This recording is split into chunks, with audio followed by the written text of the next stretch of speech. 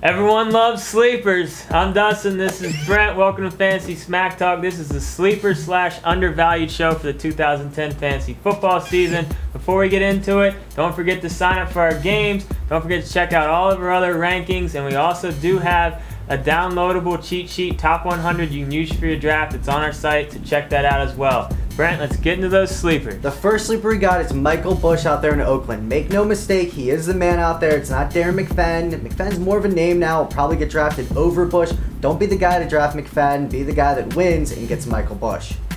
All right, we got my favorite receiver sleeper, and that's Macklin out there with Philly. You know, yeah, McNabb is gone, but Kolb is going to do a good job this year. And as a rookie last year, Macklin had 55 catches, 762 yards, 4 touchdowns. You're going to have to spend a decent draft pick for him to get him, but we think he will definitely live up to the hype. Next, we got Fred Jackson in Buffalo. Now, C.J. Spiller was the first running back taken, but we looked at him as more of a third down back. And I know what you guys might be thinking. They're going to be playing from behind, so they're going to be throwing the ball a lot. But Fred Jackson had 46 catches last year. And he had a few huge days, especially at the beginning and towards the end of the season. Definitely take a look at Fred Jackson. Another receiver that we absolutely love is Devin Armashadou for the Bears. This guy came on huge at the end of last year. You know, we talked about it a lot in this preseason. Mike Martz being out there, they're going to be throwing the ball a lot more. He's a young, talented receiver with a huge upside. We can't wait to see what he can do this year. Take a gamble on him. Next, we have Montario Hardesty of the Cleveland Browns. Now, true, Harrison did have that ridiculous run at the end of last year, but we don't think the Browns are sold on him, and you can tell because they drafted Hardesty in the second round. Out of these two, Harrison might get the start, but as the season goes, look for Hardesty to maybe become the starter. Moving on, we got Malcolm Floyd for the Chargers. You know, he had a decent year last year. You know, he's a big target. We think he could find the end zone and more this year. Vincent Jackson out for the first 3 games and in a potential contract holdout. There's a lot of things going right now for Malcolm Floyd. We think he has a decent start to the season, and hopefully he can carry it all the way through. Next on the list, we have Clinton Portis. I mean, wow, what a disappointment last year for him and the Redskins as a whole.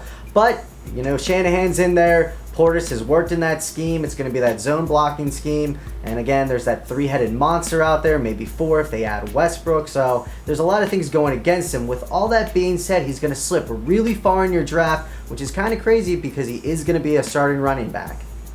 Next, we got a tight end for you, and Zach Miller out there with the Raiders. You know, he had over 800 yards last year with Russell throwing him the ball. So he's got an upgrade at Campbell.